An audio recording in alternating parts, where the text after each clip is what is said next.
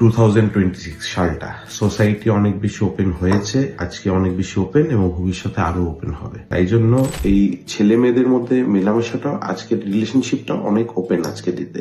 ফলস্বরূপ প্রচুর আমরা যেটা দেখতে পাই সেটা হচ্ছে আনম্যারিড প্রেগনেন্সি বা টিনেজ প্রেগনেন্সি। এবং এই ধরনের মহিলাদের একটা টেন্ডেন্সি থাকে, এর আগে ওষুধ দোকানে কাছে কি বললে, দাদা ওই অ্যাবর্শনের পিলটা দিয়ে দিন তো, এবং সেটা খেয়ে নিলে ভাবে সবকিছু সাফসুতরা হয়ে গেল। মনে রাখবেন, উইদাউট আল্ট্রাসোনোগ্রাফি অ্যাবর্শনের পিল খাওয়াটা অত্যন্ত ভয়ঙ্কর হতে পারে। একটোপিক প্রেগনেন্সি বলে একটা জিনিস আছে, যেটা হচ্ছে টিউবে প্রেগনেন্সি। সেটা যদি থাকে, পিল যদি কেউ খেয়ে নেয়, তা পরবর্তীকালে তার পরিণতি ভয়ঙ্কর হতে পারে। Ultrasonography will detect whether the pregnancy is inside the uterus অথবা একটোপিক প্রেগনেন্সি।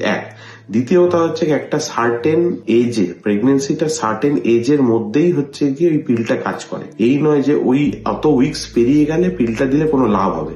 উল্টে কি হবে? ব্লিডিং হবে, ইনকমপ্লিট অ্যাবর্শন হবে, ইনফেকশন হবে, অনেক কিছু খারাপ জিনিসও হতে পারে। তাই always before going for abortion you should consult a gynaecologist, যে আপনাকে সাহায্য করবে আপনার চিকিৎসা পদ্ধতিটা নির্ধারণ করতে, এবং যে আপনাকে একটা আল্ট্রাসোনোগ্রাফি লিখে দেবে, এবং তারপরে তার পরামর্শ মতোই আপনি আপনার নিজের চিকিৎসাটা করবেন। আদারওয়াইজ এই গিয়ে ওষুধ দোকান থেকে পিল কিনে খেয়ে নিলাম, এর পরিণতি কিন্তু খুবই ভয়ঙ্কর হতে পারে।